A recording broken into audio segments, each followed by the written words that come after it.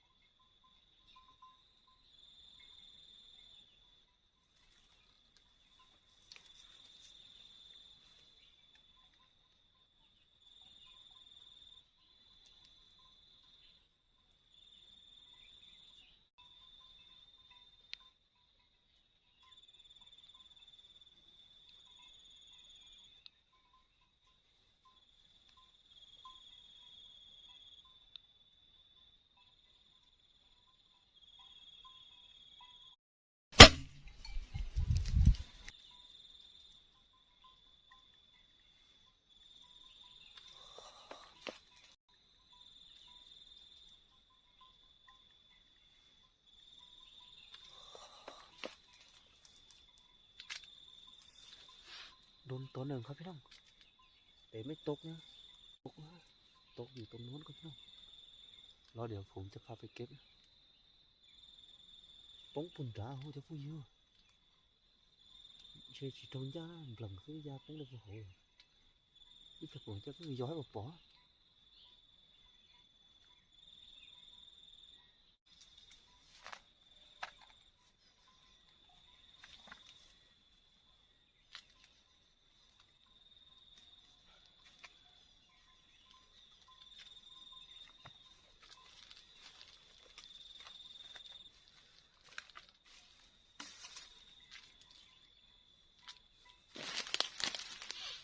ไปพี่น้องผมจะพาไปเก็บนกพาไปซ่อ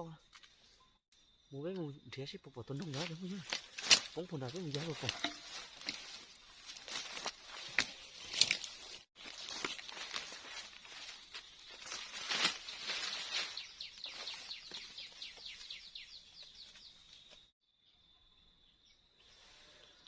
ยิงอยู่แถวนี้ครับพี่น้อง